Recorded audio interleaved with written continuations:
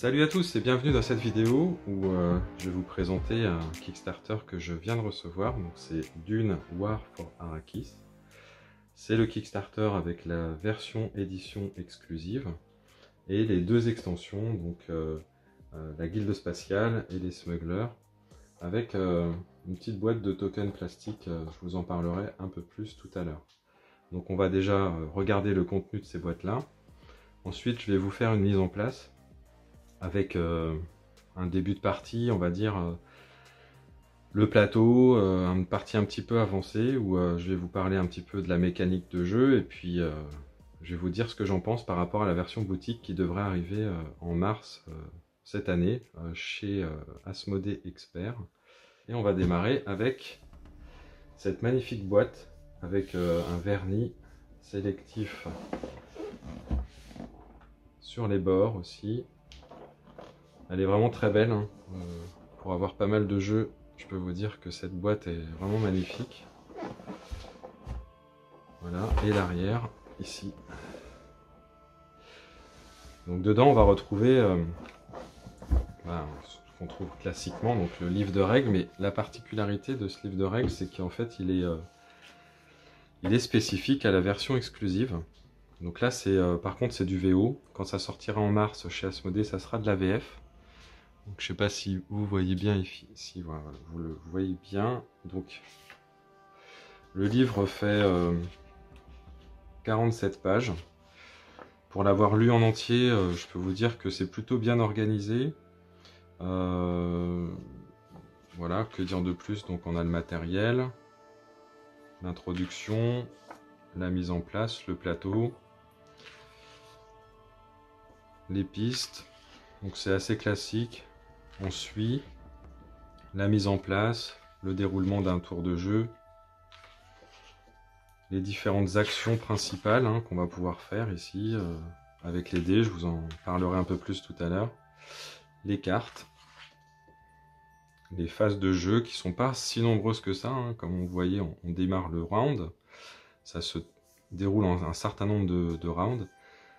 Première étape, ça va être le placement des véhicules par les Harkonnen. Ensuite, les actions classiques à tour de rôle. Une action spécifique aux Atreides, qui vont être les hasards du désert, la collecte d'épices et la fin de tour. Donc là, du coup, c'est résumé sur ces différentes phases. Ensuite, on a les principales actions du jeu, donc comment on fait pour se déplacer, comment on fait pour faire des combats. Voilà, la préscience qui est spécifique aux Atreides, qui permettent justement de faire monter les 3 marqueurs de préscience pour essayer de marquer l'objectif secret qu'on a pioché au début de la partie.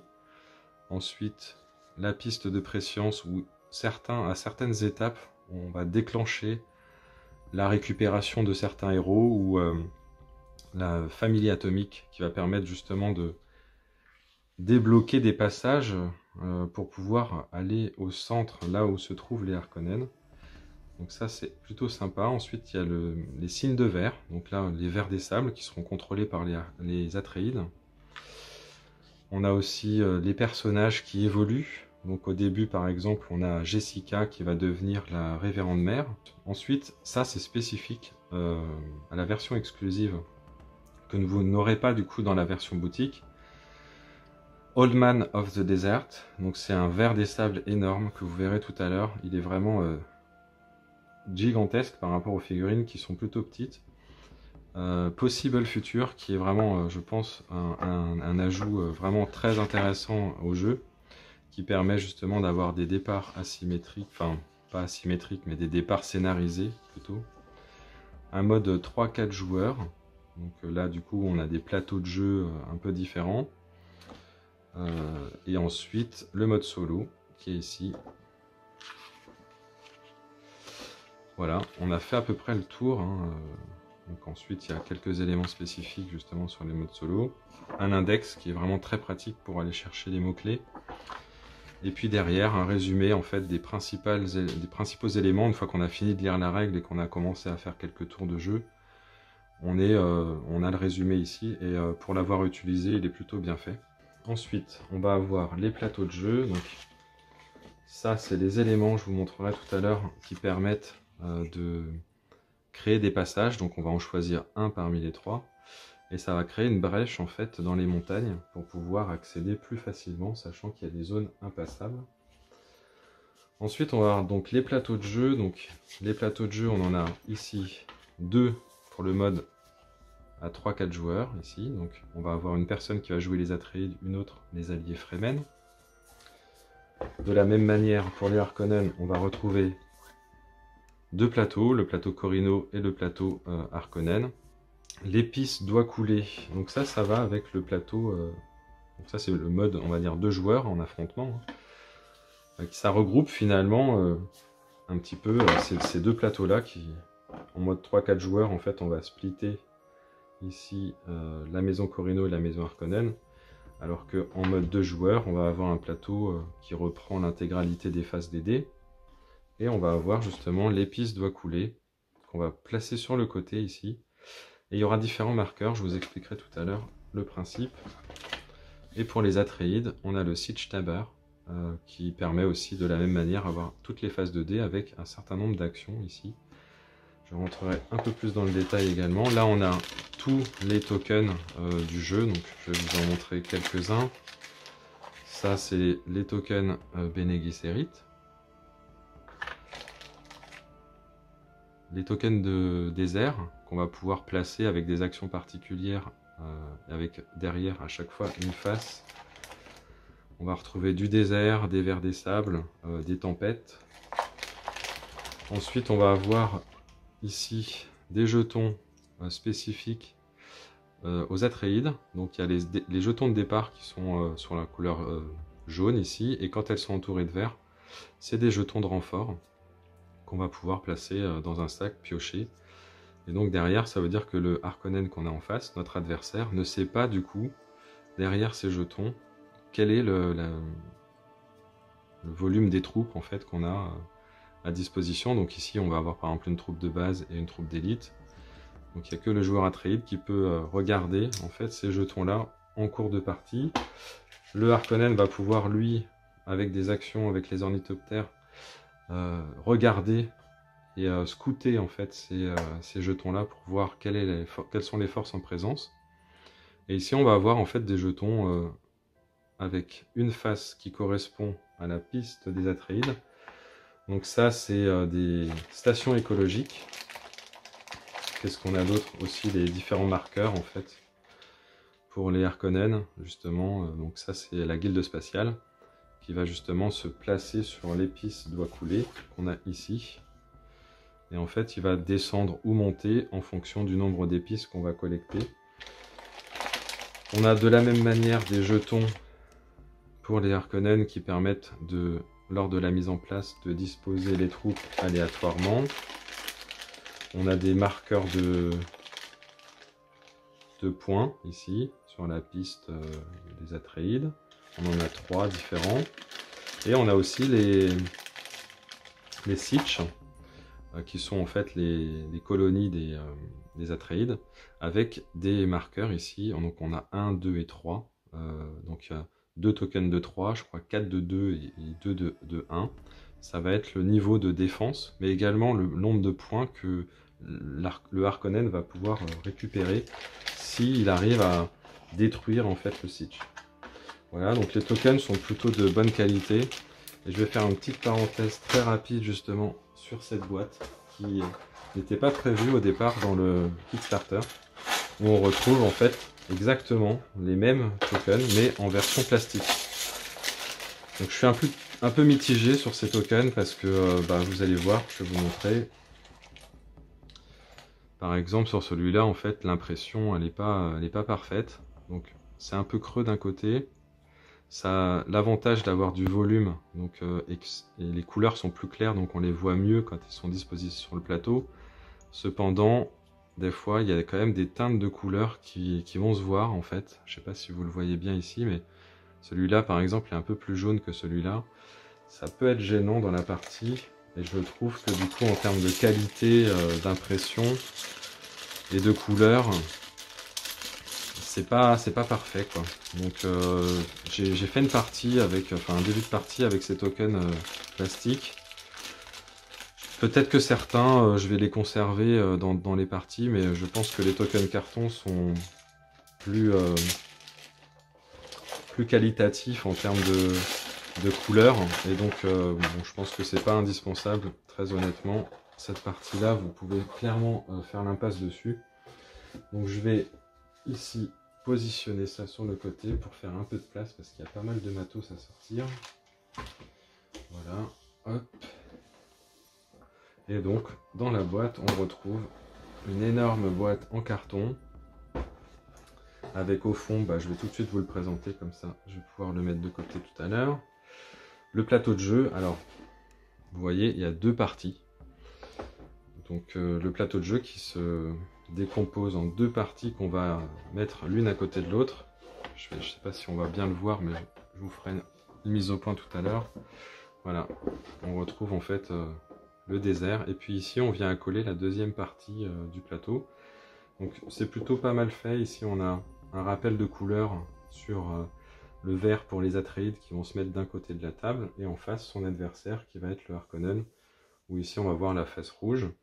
Il y a des zones de désert, des zones de plateau, des zones d'ergue, des zones de montagne, ici encore des zones de plateau, et on a quelques pictos qui vont rappeler pour la mise en place où est-ce qu'on va mettre les sitches, où est-ce qu'on va mettre les stations écologiques, où est-ce qu'on va mettre les villages Harkonnen, et les bâtiments comme Arrakeen, et puis quelques autres éléments.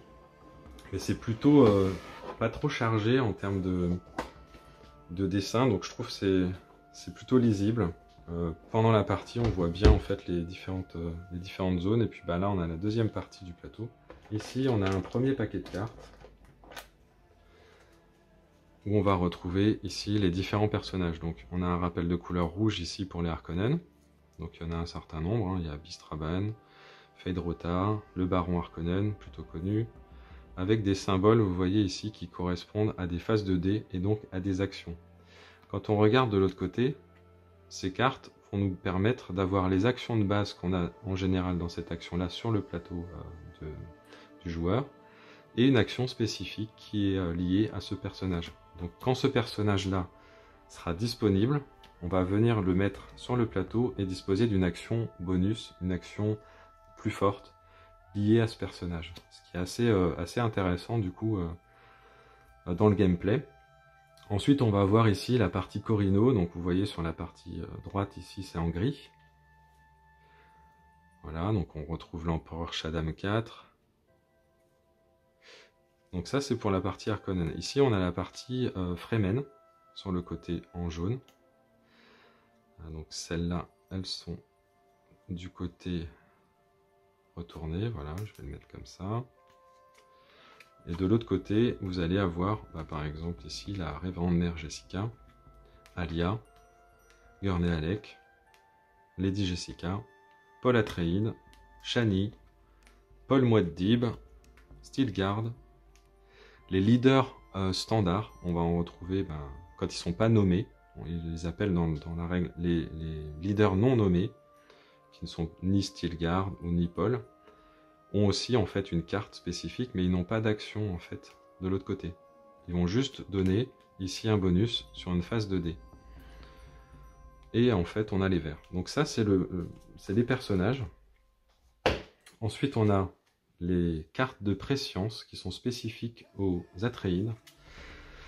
Et ici vous voyez en fait il y a 3 symboles qu'il va falloir faire monter pendant la partie. Et le joueur Harkonnen ne sait pas quel est le niveau qu'on doit atteindre avec ces 3 jetons.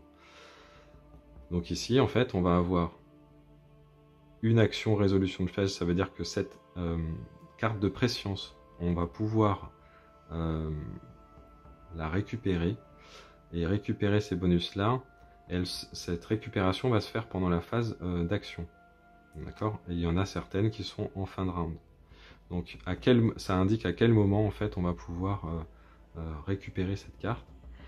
Et ici en fait il y a un texte qui explique les conditions pour pouvoir la récupérer. Une fois qu'en fait ces conditions sont remplies, on va faire avancer le token vert de 1 et le token jaune de 1 sur la piste. Donc voilà, on en révèle 3 au début du round. Et il y a des manières justement de les récupérer, de les écarter en fonction de ce qui va se passer dans la partie, pour pouvoir justement choisir en fait les cartes qui vont être le plus facilement réalisables. Donc par exemple sur celle-là, il va falloir que Paul et Jessica soient dans le même sitch en fin de round. Est-ce que c'est intéressant, et en fonction des objectifs qu'on a à atteindre, de faire monter le marqueur vert? Ça justement c'est via ces 3 cartes-là et le fait de pouvoir en écarter, on va justement ajuster la vitesse à laquelle on va pouvoir monter sur les différentes pistes et développer sa stratégie. Donc les dessins des cartes sont plutôt sympas. Ensuite on va retrouver, alors je vais juste prendre les quelques cartes qu'il y a au-dessus. Voilà, ça je le mets de côté pour l'instant. Ça c'est quelques cartes qui vont rappeler par exemple pour le joueur Atréide le nombre de dés qu'on va avoir pour une tempête Coriolis, le nombre de dés qu'on va avoir pour les vers des sables, etc. Donc les quelques points de règle qu'on a besoin d'avoir sous les yeux régulièrement. De la même manière, pour les Harkonnen, on a un rappel du fonctionnement des ornithoptères qui permettent de déplacer des troupes ou de scouter certains jetons. Et on a les 3 cartes qui correspondent aux 3 tokens qu'on va avoir sur les pistes de coulée, avec des bannières pour le Landsraad, pour la Chaume et pour la Guilde Spatiale. Et du coup, ils vont nous donner, on va finalement en activer une de temps en temps, et c'est plutôt un malus qu'on va avoir pendant le tour de jeu, pendant le round, si on n'arrive pas à fournir suffisamment d'épices à ces différentes instances de l'Empire. Voilà. On va aussi avoir alors deux gros decks de cartes pour les Corino et pour les Harkonnen.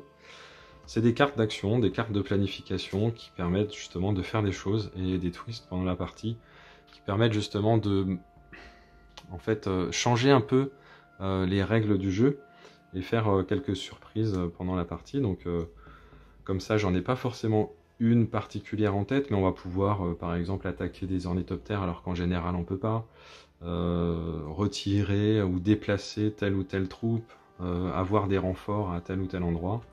Donc ça permet justement d'avoir des actions de surprise. Et on retrouve exactement le même deck en fait pour les Atréides et pour les Fremen. Donc de la même manière, on va avoir des actions spécifiques à ces 2 factions. Donc ça je vais le mettre de côté. Ensuite on a un gros paquet de dés. Je vais quand même vous les montrer de plus près.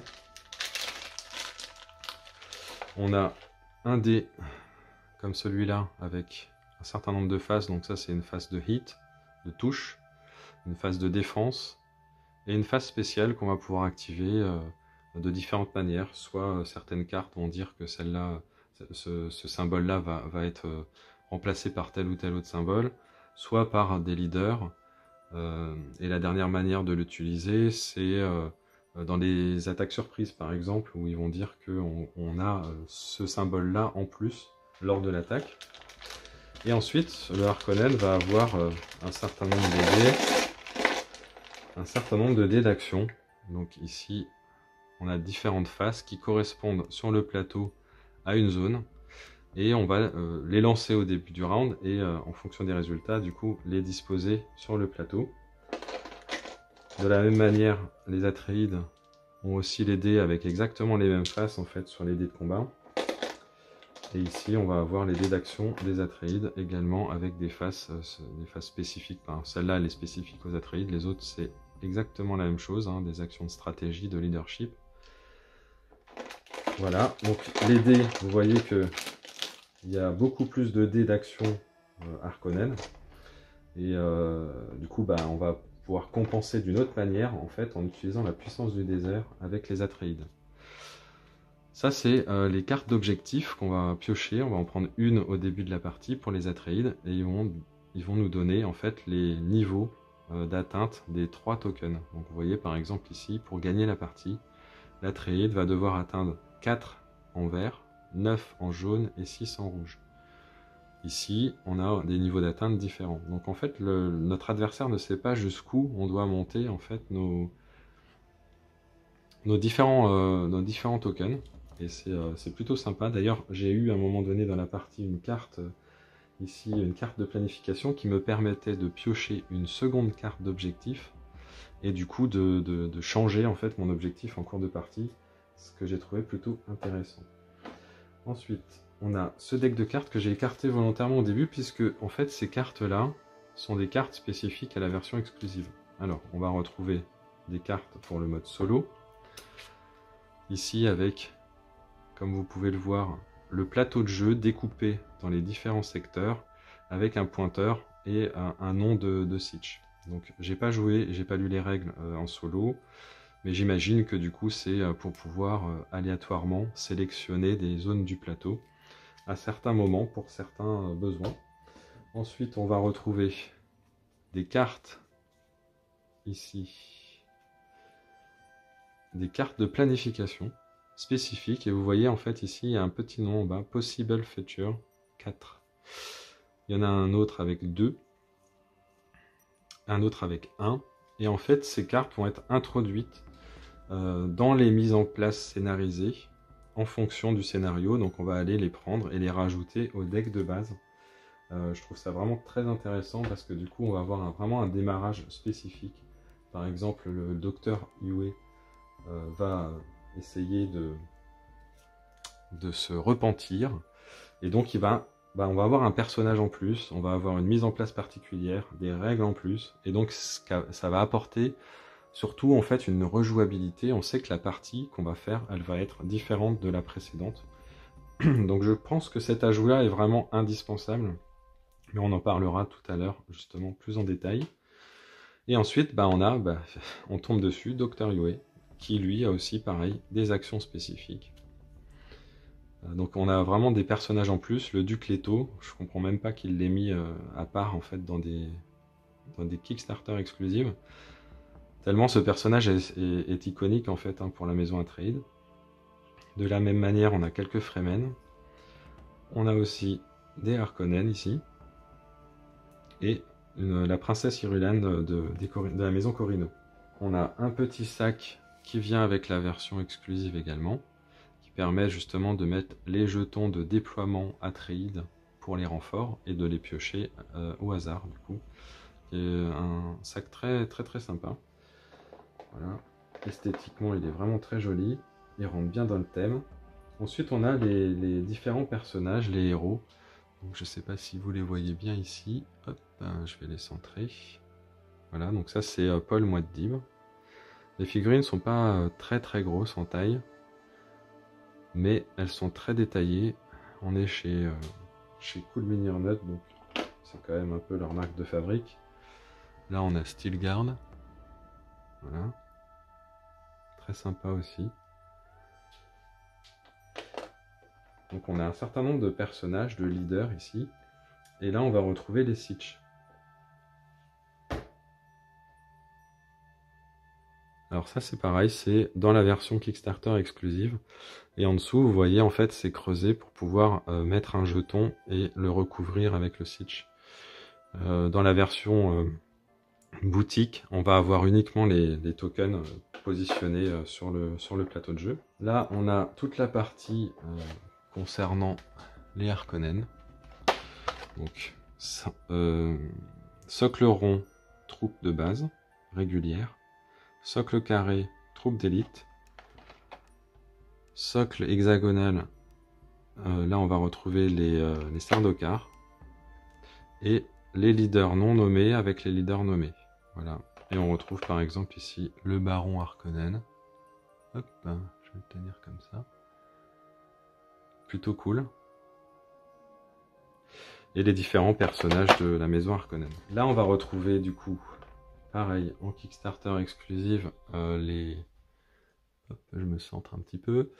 Les stations écologiques de test, qui sont en fait des objectifs à atteindre pour les Atreides.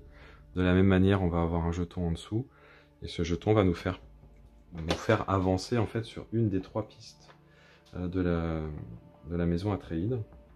Ici, on a les magnifiques vers des sables, qui sont vraiment très bien modélisés, je trouve.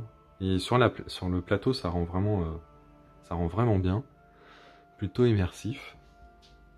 On en a un particulier ici qu'on peut mettre en place avec une des cartes. J'ai pas pu la mettre, enfin j'ai pas pu l'invoquer, on va dire, avec pendant ma partie. Et en Kickstarter exclusive, on a ce ver des sables énorme, alors qui se positionne à certains endroits évidemment sur le plateau, puisqu'il est tellement gros que du coup pour pouvoir le poser, on peut pas le mettre n'importe où, mais vraiment il est magnifique. Là on va retrouver de la même manière pour la maison Atréide les socles ronds pour les troupes régulières, les leaders, je vais vous les rapprocher, voilà les leaders ici. Ici on va avoir les Fedaykin, qui sont les troupes d'élite spécifiques, et voilà, et les socles carrés ici, qui sont les troupes d'élite standard. Ici on a les moissonneuses, qui sont vraiment très très belles. Sur le plateau, ça rend vraiment très bien. Les ornithoptères, qui sont très fragiles avec les ailes, et c'est pas facile à les positionner justement sur les socles transparents ici. Donc j'ai dû limer un tout petit peu ici la pointe pour que ça rentre sans trop forcer. Et on a les carrioles ici, qui sont les transports en fait de moissonneuses, qui permettent de sauver une moissonneuse si elle est en danger. Donc c'est vraiment très sympa. Et les bâtiments qui sont Kickstarter exclusive aussi dans cette version. Les bâtiments, donc les villages, Arakin et Carthage je crois. Si je me trompe pas de nom, voilà. Donc on va se retrouver tout de suite pour regarder le contenu des deux boîtes d'extension. Et je vous dis à tout de suite. Et voilà, on se retrouve du coup pour l'extension qu'on retrouvera en boutique qui s'appelle la Guilde Spatiale. Alors, à l'intérieur, on a un petit feuillet de règles qui rappelle les composants du jeu. Donc on a un nouveau leader, 12 troupes, un certain nombre de vaisseaux, donc ici Harkonnen, Atréide, et de la même manière des frégates. Deux plateaux ici, avec un plateau principal. En fait, on va positionner ça en transverse, comme vous le voyez ici, le long du plateau de jeu principal. Un certain nombre de cartes. Et donc ça va permettre de recruter des troupes supplémentaires. J'ai pas lu toutes ces règles là, je ne l'ai pas introduit pour l'instant. Mais j'ai vu que du coup, on pouvait aller chercher des troupes en plus avec des nouvelles cartes de planification. Ça, c'est l'élément qui était derrière la boîte en plastique. Voilà. Ici, on retrouve, comme dans la notice, le plateau avec les deux autres parties. Une partie Harkonnen, une partie Atréide. Des cartes que je n'ai pas ouvertes. Mais on peut voir du coup, c'est des cartes classiques qu'on retrouve dans le jeu de base. Des anneaux plastiques des deux couleurs des maisons Atréide et Harkonnen qu'on va pouvoir positionner sous les différentes troupes qui sont en couleur neutre grise, ici, et qui vont pouvoir être recrutées par les deux factions, les deux maisons. Donc ça va faire des renforts supplémentaires. On va retrouver aussi les vaisseaux, les frégates, qui sont plutôt pas mal. Je pense que ça rend sympa sur le jeu, c'est assez immersif. Alors celui-là, il est assez balèze. Il est assez gros. Et vraiment, la gravure est vraiment sympa. Ça rend très très bien. Et on retrouve la même chose avec peut-être celle-là qui est un peu différente pour les Atréides. Et on va retrouver les smugglers. Alors cette extension-là est Kickstarter exclusive, donc elle ne sera pas disponible dans le commerce, malheureusement. Et du coup, ici, on retrouve un certain nombre... en fait, le fonctionnement des smugglers, c'est en gros des mercenaires, des contrebandiers de l'épice, qui vont pouvoir être utilisés à la fois par les Harkonnen pour pouvoir mieux collecter l'épice avec des moissonneuses supplémentaires, mais également, à un moment donné, dans la partie, être utilisés comme troupes avec les leaders et les unités par les Atréides. Donc on a bien une carte Atréide ici, leader en plus, et un certain nombre de cartes de planification. Il y a même également un plateau de jeu un petit plateau avec un dé spécifique qui permet de faire une action spécifique au smuggler. Donc cette extension, je la trouve vraiment très intéressante en termes de gameplay. Voilà, il n'y a pas énormément de pages. Et voilà, on a des actions vraiment spécifiques, déploiement, monta, donc je pense que c'est à peu près les mêmes, mais par contre l'action de maison doit peut-être être un peu différente. Donc ça c'est vraiment très intéressant. Et ici on retrouve le petit plateau spécifique pour le camp des smugglers, avec les phases de dés et ce qu'elles vont pouvoir faire. Le résultat du dé, le dé utilisé. Voilà. Là on va avoir les cartes qu'on a vu dans la notice et on va regarder rapidement les figurines. Alors celle-là, un carriole énorme, voilà, je le centre, ça doit vraiment enfin sur le plateau ça doit vraiment rendre très sympa ce vaisseau énorme pour aller sauver les moissonneuses en détresse. Le dé à la couleur ici des smugglers. Un bâtiment, alors je ne sais pas à quoi il sert. Alors celui-là on va pas pouvoir mettre de jetons en dessous, mais je pense qu'il a un intérêt en termes de gameplay. Il faudrait regarder dans la règle du jeu les différents personnages ici, les troupes de renfort qu'on va pouvoir aller chercher. Les hommes du désert là, vraiment avec la cape et tout, très très bien, très joli. Ici on a également les moissonneuses qui ont un design un peu particulier. Ça rend vraiment, je pense, en termes de gameplay, alors les ornithoptères qui sont vraiment très gros comparés aux autres, avec un design un peu particulier aussi. On se retrouve du coup pour vous présenter un petit peu le gameplay. Alors je vais parler très rapidement de la mise en place. Donc pour les besoins de la vidéo, j'ai mis du même côté du plateau à la fois la partie Harkonnen et la partie Atreide. Je vais vous expliquer, là j'ai un petit peu avancé dans la partie. Alors on va dire que ça a monté comme ça, voilà. Là vous le voyez pas, mais tout en haut, il y a une piste de l'autre côté du plateau pour les Harkonnen. Donc pour la mise en place, en fait c'est assez simple. Il y a des pictos ici sur le terrain. Donc en fait on va aller positionner des tokens, comme ça, aléatoirement, dans les sitches. Sur chacun des sitches, on va avoir des tokens comme ça, avec derrière un certain nombre d'icônes, en fait, des cercles ronds, enfin des cercles pleins pour les troupes régulières, des carrés ou des hexagones pour les troupes d'élite. Donc là, l'adversaire, le Harkonnen, ne sait pas, mais l'Atreide peut regarder à n'importe quel moment en fait ces jetons. Et ici, vous voyez, j'ai un carré et un rond. Donc, on place tous ces éléments. On place également un jeton ici, comme ça, avec par exemple ici le marqueur vert et la station de test écologique ici. Pareil, c'est placé à des endroits ici où il y a le marqueur. Donc on fait cette mise en place là. Ensuite, le joueur Atreide tire au hasard un objectif. Ici, par exemple, moi je dois atteindre, si je joue les Atreides, 10 sur la piste verte. Donc le marqueur vert ici doit atteindre jusqu'en haut là, le 10. Le jaune doit atteindre le 3.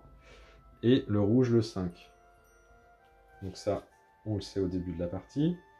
Donc une fois qu'on a positionné tous les sitches, toutes les stations écologiques, qu'on a mis les Harkonnen, leur village et leurs troupes, on positionne aussi un jeton de troupe avec un leader non nommé dans chacun des sitches. On récupère en fait les cartes. Ici, vous le voyez par exemple sur la partie Atreide. De l'autre côté, il y a marqué en jeu au début de la partie. Donc on prend ces trois cartes-là, c'est les trois personnages qu'on va avoir. Donc quand ils disent en jeu, ils ne sont pas réellement en jeu, ils sont disponibles pour un déploiement. Ensuite, on va les mettre en face de chacun de ces symboles-là. Hop, ici, sur l'action leadership, stratégie et mentat. Donc voilà. De la même manière pour les Harkonnen, on a des personnages qui sont disponibles au début de la partie. On les prend, on les met disponibles, voilà, et en face de chacune des actions. On positionne aussi ces 3 marqueurs-là tout en haut de la piste, puisque le Harkonnen va commencer tout en haut de sa piste, l'épice doit couler, et petit à petit, au fil de la partie, il va devoir payer des différentes épices, soit pour maintenir le niveau de ses jetons, avec 2 d'épices par jeton, ou il va pouvoir également le faire monter, et s'il ne paye pas, en fait, ces tokens-là vont descendre et vont petit à petit bloquer des dés d'action. Donc par exemple, sur ce moment-là de la partie, le Harkonnen a 2 dés qui sont bloqués, en fait, à cause de ces marqueurs-là qui ont dû descendre, parce qu'il n'a certainement pas suffisamment collecté d'épices pour pouvoir le maintenir. Cependant, l'avantage aussi, je dirais une contrepartie du fait de les faire descendre, c'est qu'ici, vous voyez en face, le token qui identifie la ligne la plus basse va nous permettre de mettre en place, première étape de mise en place, donc c'est pour les Harkonnen, le nombre de véhicules disponibles. Donc plus en fait le nombre d'actions des Harkonnen va réduire, plus il va avoir de véhicules disponibles. Donc c'est une contrepartie. Ici on a également un petit jeton qui marque soit rien, soit 1. C'est la possibilité de pouvoir stocker un d'épices pour le round suivant, pour pouvoir faire par exemple des actions qu'on n'aurait pas pu faire s'il nous manquait par exemple un d'épices pour pouvoir monter ici un des marqueurs. Voilà. Ensuite les plateaux, comment ils sont décomposés? Voilà, c'est simple en fait, il y a un certain nombre de sections qui correspondent chacune à une phase de dés qui permet de faire un certain nombre d'actions, donc les actions de base qui sont notées ici, enrichies ici par une action particulière.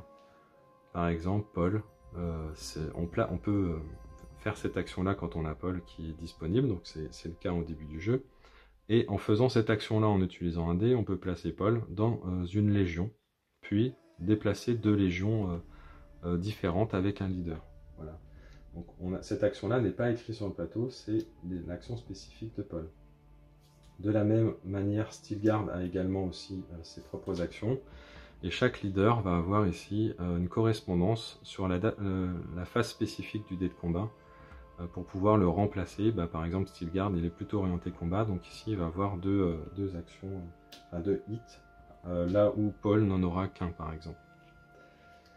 On a aussi ici l'action de déploiement qui permet en gros le leadership, ça permet de déplacer des troupes avec des leaders. La stratégie, ça permet de déplacer des légions ou d'attaquer. Le déploiement, ça permet de rajouter des déploiements. Donc on va aller piocher par exemple pour les Atreides un token dans ce sac-là et le positionner à un endroit. Mais par contre, on ne sait pas du coup ce que ça va nous donner en termes de renfort. Le manta, ça permet de piocher 2 cartes ici.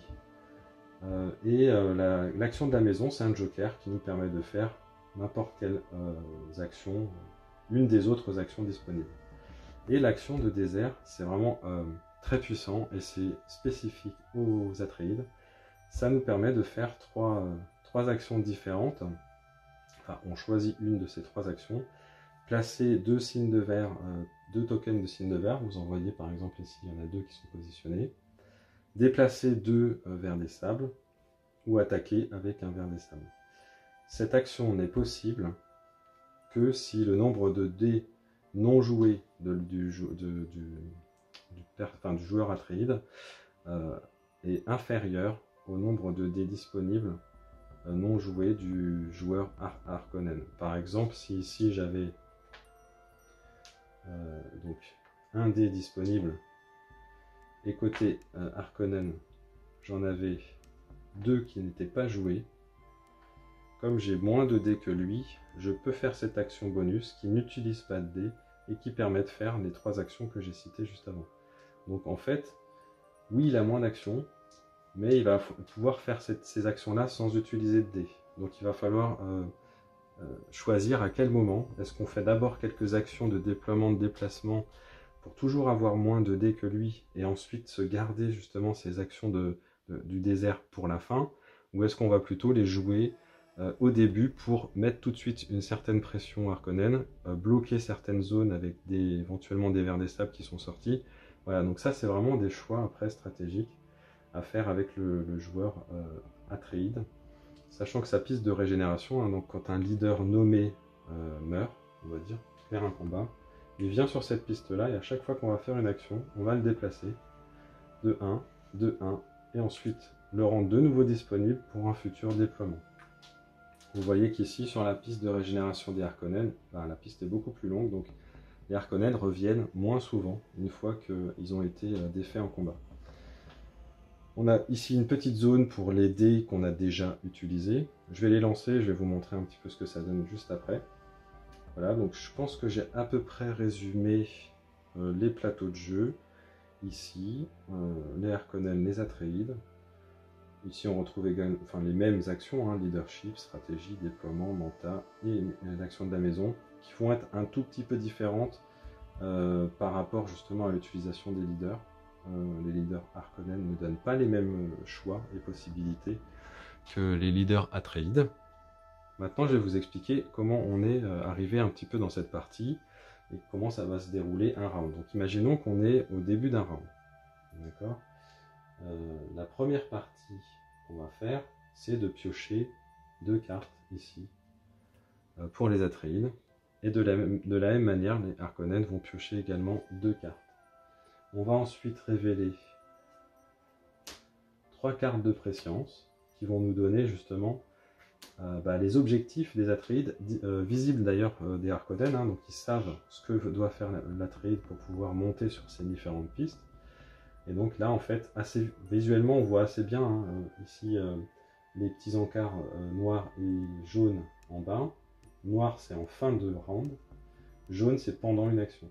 Donc par exemple, là, il faut faire un chevauchement de verre pour pouvoir réussir à récupérer ces jetons-là. Celui-là, c'est Jessica et Paul doivent se trouver dans un sitch à la fin du round. Et celui-là, je ne connais pas. Celui-là, il fait quoi? Il y a des légions Atréides dans 4 zones de désert qui ne contiennent pas un sitch. Donc en gros, on est un peu disséminé dans le désert. Et cette carte-là, on va pouvoir la récupérer. Donc le Harkonnen le sait. Il va pouvoir éventuellement choisir de bloquer en fait la récupération de ces objectifs-là pour que l'Atréide ne monte pas justement sur cette piste. Donc ça, c'est visible de tout le monde. Ces cartes-là sont cachées, par contre, c'est des cartes de planification qui vont nous permettre de faire des actions surprises. Par exemple, ici, le langage de bataille, on peut déplacer ou faire une action d'attaque surprise avec une légion qui contient un leader. Si la bataille démarre, le premier round, votre adversaire ne peut pas lancer plus que 4 dés de combat. Je vous expliquerai rapidement les combats juste après, on va en simuler un et vous verrez. Donc ça, c'est des cartes qu'on va pouvoir utiliser en défaussant un dé. À la place de jouer l'action de ce dé-là, on joue une carte. Donc ça, c'est ce qu'on vient de piocher. Ok. Ensuite, on va faire un certain nombre de... il y a une action spécifique qui va être des Harkonnen avant de pouvoir faire les actions à tour de rôle. C'est de placer les véhicules. Donc là, j'en ai déjà mis, mais on va regarder où se situe le dernier jeton ici. Donc il va disposer de 5 moissonneuses, 3 ornithoptères et un carriole qu'il va placer où il veut. Sachant que les moissonneuses qui sont dans les déserts qui ne touchent pas le bord du plateau vont collecter un d'épices. Les moissonneuses qui sont ici par exemple sur le bord du plateau sont dans le désert profond et donc vont collecter plus d'épices mais vont être plus fragiles, plus facilement attaquables. Les événements en fait, des tempêtes par exemple vont faire plus de dégâts sur les bords du plateau. Les vers vont apparaître plus souvent sur les bords du plateau. Du coup, c'est plus risqué, mais en même temps, ça rapporte plus. Donc, il va falloir positionner ces moissonneuses correctement, avec éventuellement des carrioles pour aller les sauver en cas de difficulté. Donc voilà, là, j'en ai positionné 4 avec un carriole et un ornithoptère ici. Je pense que j'ai à peu près résumé cette phase. On a positionné les véhicules. Et là, on va pouvoir jouer les actions. Donc, on va lancer les dés pour les Atréides. Donc là, on a une face spéciale et 3 faces. Celle-là, c'est la face de la maison. Donc on va la positionner ici, dans la maison. On a aussi une face de stratégie, une face de leadership et une face de mental. Ici, le Harkonnen, lui, il a 2 dés qui ne sont pas disponibles parce que il a peut-être mal géré son épice, ou c'est peut-être un choix qu'il a fait, justement. Il a préféré ne pas les dépenser et peut-être en stocker un, comme on le voit ici. Donc ici, on va mettre ce dé-là pour la dé de maison. On a 2 faces ici pour le leadership. On a ici une face de mental. Et on n'a personne ici en termes de personnage, donc on a l'action de base, et 2 drapeaux pour le déploiement. Voilà. Ensuite, on va jouer des actions. Donc par exemple, ici, on va pouvoir, avec l'action leadership, on va pouvoir déplacer 2 différentes légions avec un leader. Comme je vous ai expliqué avec Paul, c'est un peu le même principe, mais du coup, il faut que on peut placer Paul et déplacer 2 légions, et on peut faire une attaque surprise. Voilà. Ça, c'est une première option. Ensuite, ici, avec Stilgard, on va pouvoir déplacer 2 légions différentes ou 3 légions différentes. Donc lui, il permet justement d'en déplacer un de plus avec son action bonus, enfin son action spécifique au leader, et attaquer avec une légion. Le déploiement, on va pouvoir piocher un jeton ici et le positionner en renfort dans un siege. Un manta ici va nous permettre de piocher 2 cartes de planification qu'on a ici, ou d'en piocher une, puis d'en jouer une. Donc c'est plutôt sympa cette action-là. Et l'action House, ici l'action de maison, permet de faire n'importe quelle autre action. Donc par exemple là, j'avais pas d'action de déploiement, ça me bloque, mais grâce à mon action de maison, je vais pouvoir faire cette action-là si j'en ai besoin. Voilà. On retrouve pareil ici. Donc on va faire peut-être quelques actions et puis on va voir comment ça va se dérouler.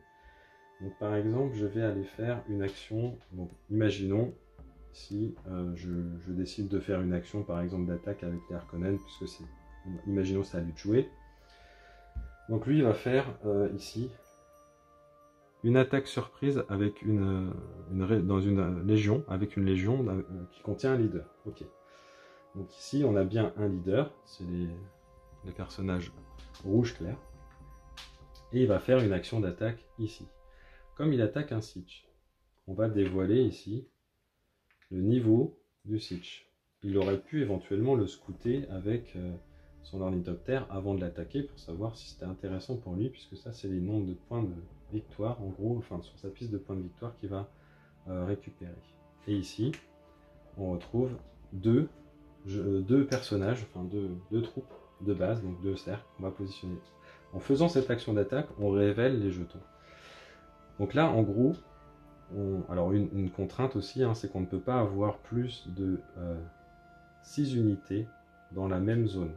Donc, puisqu'on ne dispose d'ailleurs que de 6 dés, c'est le nombre maximum de dés qu'on peut lancer pendant une attaque. Donc là, on va simplement compter en fait le nombre d'unités du Harkonnen. Donc on en a bien 1, 2, 3, 4, 5. Donc il va lancer 5 dés pour le Harkonnen. Et ici en défense, on en a 1, 2, 3, plus les 2 qui sont du siege. Donc ça fait 5 aussi. Donc on va avoir 5 contre 5. Ok. Comme c'est une attaque surprise, comme c'était précisé en fait ici sur l'action du leader, en fait cette attaque surprise va nous donner directement en fait